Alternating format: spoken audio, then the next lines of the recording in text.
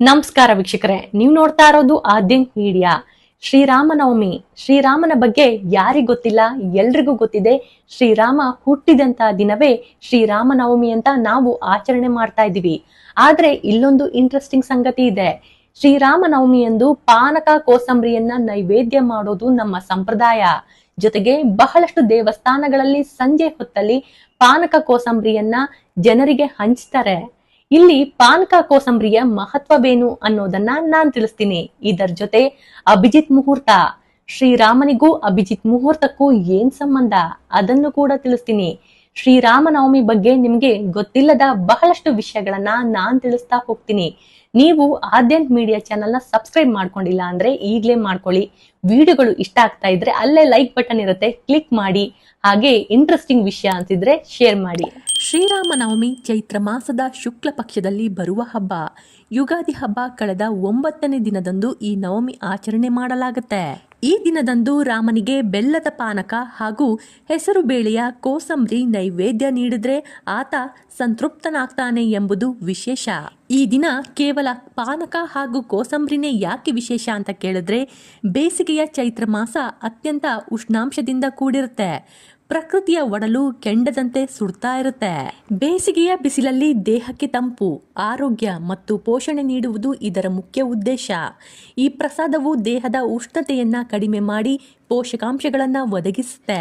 ಬೇಸಿಗೆಯ ಆರಂಭದಲ್ಲಿ ಬರುವ ಈ ಹಬ್ಬದಲ್ಲಿ ಪಾನಕ ಮತ್ತು ಮಜ್ಜಿಗೆ ದೇಹದ ಶಾಖವನ್ನ ಕಡಿಮೆ ಮಾಡಿ ತಂಪನ್ನ ನೀಡುತ್ತೆ.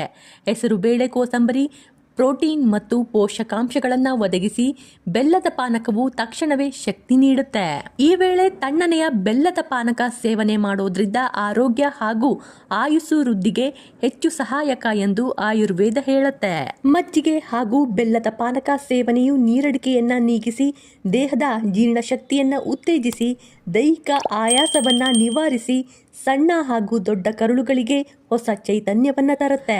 ಪಾನಕದಲ್ಲಿ ಸೇರಿರುವ ಕೆಲ ಸುಗಂಧ ದ್ರವ್ಯಗಳಿಂದಾಗಿ ನಮ್ಮ ದೇಹದಲ್ಲಿನ ಕೆಲ ಕೆಟ್ಟ ರೋಗ ರುಜಿನಗಳು ನಾಶವಾಗ್ತವೆ. ಅದರ ಜೊತೆಗೆ ಪಾನಕ ಅಂದ್ರೆ ಭಗವಾನ್ ವಿಷ್ಣುವಿಗೆ ಪ್ರಿಯವಾದದ್ದು. ವಿಷ್ಣು ರಾಮನ ಅವತಾರದಲ್ಲಿ ಜನ್ಮ ತಾಳಿದ್ದರಿಂದ ಸ್ವಾಮಿಗೆ ಪಾನಕ ನೈವೇದ್ಯ ಮಾಡೋದು ರೂಢಿಯಾಗಿದೆ. ಬೇಸಿಗೆ ಕಾಲದಲ್ಲಿ ಸಹಜವಾಗಿ ದೇಹದ ಜೀರ್ಣಶಕ್ತಿ ಕುಂದು ಹೋಗುತ್ತೆ.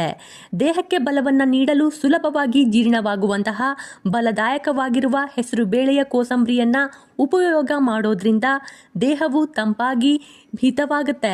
ವಸಂತ ಹಾಗೂ ಗ್ರೀಷ್ಮ ಋತುಗಳಲ್ಲಿ ಸಹಜವಾಗಿಯೇ ಹಸಿವು ಕಡಿಮೆ ಆಗ್ತಾ ಹೋಗುತ್ತೆ. ದೇಹಕ್ಕೆ ಬೇಕಾಗಿರುವ ಶಕ್ತಿಯನ್ನ ಪೂರೈಸೋಕೆ ಲಘು ಆಹಾರವಾದ ಪಾನಕ ಕೋಸಂಬರಿ ಬಹಳನೇ ಒಳ್ಳೆಯದಾಗಿದೆ. ಹಾಗಾಗಿ ಶ್ರೀರಾಮನವಮಿಯಂದು ಆಹಾರ ಸಂಪ್ರದಾಯಗಳಲ್ಲಿ ಪಾನಕ ಕೋಸಂಬರಿಯನ್ನ ಬಳಸಲಾಯಿತು. ಶ್ರೀರಾಮನವಮಿ ಬಗ್ಗೆ ಮತ್ತೊಂದು ಇಂಟ್ರೆಸ್ಟಿಂಗ್ ಸಂಗತಿ. ತ್ರೇತ್ರ ಯುಗದಲ್ಲಿ ಚೈತ್ರ ಶುದ್ಧ ನವಮಿಯಂದು ಸೂರ್ಯನು ಗಗನದ ಮಧ್ಯಭಾಗದಲ್ಲಿದ್ದಾಗ ಅಂದರೆ ಮಧ್ಯಾಹ್ನ 12 ಗಂಟೆ ಸುಮಾರಿಗೆ ಶ್ರೀರಾಮ ಜನಿಸಿದರು ಎಂದು ಹೇಳಲಾಗುತ್ತೆ. ಈ ಸಮಯವನ್ನೇ ಅಭಿಜಿತ್ ಮುಹೂರ್ತ ಎಂದು ಕರೆಯಲಾಯಿತು. ಅಭಿಜಿತ್ ಅಂದ್ರೇನೆ ವಿಜಯಶಾಲಿ ಎಂದರ್ಥ. ಹಾಗಾಗಿಯೇ ಈ ಮುಹೂರ್ತದಲ್ಲಿ ಮಾಡುವ ಯಾವುದೇ ಶುಭ ಕಾರ್ಯಕ್ರಮಗಳು ಯಶಸ್ವಿಯಾಗುತ್ತೆ ಮತ್ತು ಅಡೆತಡೆಗಳಿಲ್ಲದೆ ಪೂರ್ಣಗೊಳ್ಳುತ್ತೆ ಎಂಬ ನಂಬಿಕೆ ನಮ್ಮಲ್ಲಿದೆ. ಈ ಸಮಯ ಎಷ್ಟು ಪ್ರಬಲವಾಗಿದೆ ಅಂದ್ರೆ ಜಾತಕದಲ್ಲಿ ಅಥವಾ ಪಂಚಾಂಗದಲ್ಲಿ ಬೇರೆ ಯಾವುದೇ ಸಣ್ಣ ಪುಟ್ಟ ದೋಷಗಳಿದ್ರೂ ಕೂಡ ಅಭಿಜಿತ್ ಮುಹೂರ್ತವು ಅವುಗಳನ್ನ ಶಮನಗೊಳಿಸುತ್ತೆ ಅಂತಾರೆ ದೊಡ್ಡೋರು. ಈ ಸಮಯಕ್ಕೆ ಭಗವಾನ್ ವಿಷ್ಣುವಿನ ವಿಶೇಷ ಅನುಗ್ರಹವಿದೆ. ಆತನು ತನ್ನ ಸುದರ್ಶನ ಚಕ್ರದಿಂದ ಸಕಲ ದೋಷಗಳನ್ನ ನಾಶಪಡಿಸ್ತಾನೆ ಎಂಬ ನಂಬಿಕೆ ನಮ್ಮಲ್ಲಿದೆ. ಹಾಗಾಗಿ ಅಯೋಧ್ಯೆಯ ರಾಮ ಮಂದಿರದ ಪ್ರಾಣ ಪ್ರತಿಷ್ಠಾಪನೆಯನ್ನು ಕೂಡ ಇದೇ ಕಾರಣಕ್ಕಾಗಿ ಅಭಿಜಿತ್ ಮುಹೂರ್ತದಲ್ಲೇ ನೆರವೇರಿಸಲಾಯಿತು. ಇದು ಈ ಮುಹೂರ್ತದ ಮಹತ್ವವನ್ನ ಸಾರುತ್ತೆ. ಶ್ರೀರಾಮನವಮಿ ಬಗ್ಗೆ ಮತ್ತೊಂದು ಇಂಟ್ರೆಸ್ಟಿಂಗ್ ವಿಷಯ. ಶ್ರೀರಾಮನನ್ನ ಸೂರ್ಯವಂಶಕ್ಕೆ ಸೇರಿದವನು ಎಂದು ಶ್ರೀರಾಮನವಮಿ ಎಂದು ರಾಮನ ಪೂಜೆಯ ಜೊತೆಗೆ ಸೂರ್ಯ ದೇವನಿಗೂ ಪೂಜೆ ಸಲ್ಲಿಸಲಾಗುತ್ತೆ. ಶ್ರೀರಾಮ ಸೂರ್ಯವಂಶದ ಅತ್ಯಂತ ಪ್ರಸಿದ್ಧ ಮತ್ತು ಧರ್ಮಿಷ್ಠ ಅರಸ. ಸೂರ್ಯವಂಶವು ಬ್ರಹ್ಮನಿಂದ ಆರಂಭವಾಗಿ ಸೂರ್ಯ ದೇವನ ಮೂಲಕ ಮುಂದುವರೆದ ಕಾರಣಕ್ಕಾಗಿ ಇದಕ್ಕೆ ಈ ಹೆಸರು ಬಂದಿದೆ. ಇದೇ ವಂಶದಲ್ಲಿ ಬಂದ ಮಹಾನ್ ದಾನಿ ಮತ್ತು ಪರಾಕ್ರಮಿ ರಾಜ ರಘು.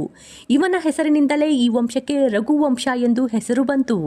ಶ್ರೀರಾಮನನ್ನ ಅದಕ್ಕಾಗಿಯೇ ರಾಘವ ಎಂದು ಕರೆಯಲಾಯಿತು.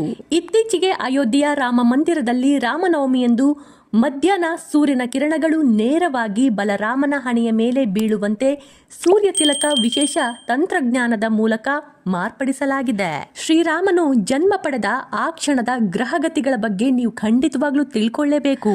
ಪುರಾಣಗಳ ಪ್ರಕಾರ ಶ್ರೀರಾಮನು ಜನಿಸಿದಾಗ ಸೂರ್ಯ, ಮಂಗಳ, ಶನಿ, ಗುರು ಮತ್ತು ಶುಕ್ರ ಗ್ರಹಗಳು ಉಚ್ಚ ಸ್ಥಾನದಲ್ಲಿದ್ವು. ಈ ಮಂಗಳಕರ ಸ್ಥಿತಿಯು ರಾಮನ ಜನ್ಮ ದೈವತ್ವವನ್ನ ಸಾರುತ್ತೆ. ಅದು ಹೇಗೆ ಅಂತ ಕೇಳ್ತೀರಾ? ಲಗ್ನದಲ್ಲಿ ಗುರು ಮತ್ತು ಚಂದ್ರ ಜೊತೆಯಲ್ಲಿದ್ದಾಗ ಶುಭ ಯೋಗ ಉಂಟಾಗುತ್ತೆ. ಈ ಯೋಗವನ್ನ ಗಜಕೇಸರಿ ಯೋಗ ಅಂತ ಕರೀತಾರೆ. ಇದು ಅವರಿಗೆ ಕೀರ್ತಿ ಮತ್ತು ಜ್ಞಾನವನ್ನ ನೀಡುತ್ತೆ. ಮಂಗಳನು ಉಚ್ಚ ಸ್ಥಾನದಲ್ಲಿದ್ದ. ಇದು ಶೌರ್ಯ ಮತ್ತು ಪರಾಕ್ರಮವನ್ನ ನೀಡುವ ಯೋಗವಾಯಿತು. ಶನಿಯು ಉಚ್ಚ ಸ್ಥಾನದಲ್ಲಿ 4ನೇ ಮನೆಯಲ್ಲಿದ್ದ. ಇದು ಚಕ್ರವರ್ತಿ ಯೋಗ ರೂಪುಗೊಂಡಿತು.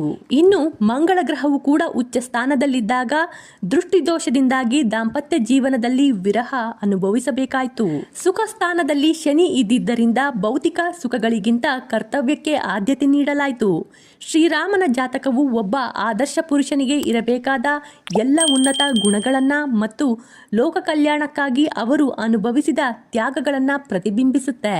ಇಲ್ಲಿ ಮತ್ತೊಂದು ಸಂಗತಿ ಇದೆ. ಚಂದ್ರ ಇಷ್ಟು ತಂಪಾಗಿರಲು, ಶಾಂತವಾಗಿರಲು, ಮೃದುವಾಗಿರಲು ರಾಮನೇ ಕಾರಣ. ಅದು ಹೇಗೆ ಅಂತ ಕೇಳ್ತೀರಾ? ವಾಲ್ಮೀಕಿ ರಾಮಾಯಣದ ಪ್ರಕಾರ ಶ್ರೀರಾಮನು ಜನಿಸಿದಾಗ ಸೂರ್ಯನು ಮೇಷರಾಶಿಯಲ್ಲಿ ಉಚ್ಚ ಸ್ಥಾನದಲ್ಲಿದ್ದ. ಚಂದ್ರನು ಪುನರ್ವಸು ನಕ್ಷತ್ರದಲ್ಲಿದ್ದನು. 5 ಪ್ರಮುಖ ಗ್ರಹಗಳು ತಮ್ಮ ಉಚ್ಚ ಸ್ಥಾನದಲ್ಲಿದ್ದವು. ಶ್ರೀರಾಮನು ಜನಿಸಿದ್ದು ಚೈತ್ರ ಮಾಸದ ಶುಕ್ಲ ಪಕ್ಷದ ನವಮಿಯಂದು. ಈ ದಿನವೂ ಕೂಡ ಪುನರ್ವಸು ನಕ್ಷತ್ರವೇ ಬಂದಿತ್ತು. ವಿಶೇಷ ಏನಂದ್ರೆ ಶ್ರೀರಾಮನು ಕರ್ಕಟಕ ಲಗ್ನದಲ್ಲಿ ಜನಿಸಿದವನು. ಈ ಲಗ್ನವು ಚಂದ್ರನಿಗೆ ಸೇರಿದ್ದು. ರಾಮನ ಸ್ವಭಾವಗಳೇ ಚಂದ್ರನಿಗೆ ಬಂದಿದೆ. ಶಾಂತತೆ ಮತ್ತು ಮೃದುತ್ವ ಈ ಲಗ್ನಕ್ಕೆ ಕಾರಣವಾಗಿದೆ ಎಂದು ಹಿರಿಯರು ಹೇಳ್ತಾರೆ. ಕೆಲವೊಂದು ಪುಣ್ಯ ಸ್ಥಳಗಳಲ್ಲಿ ಈ ದಿನವನ್ನ ರಾಮನ ಜನ್ಮದಿನದ ಬದಲು ರಾಮ ಸೀತೆಯರ ಕಲ್ಯಾಣೋತ್ಸವವಾಗಿ ಆಚರಣೆ ಮಾಡಲಾಗುತ್ತೆ.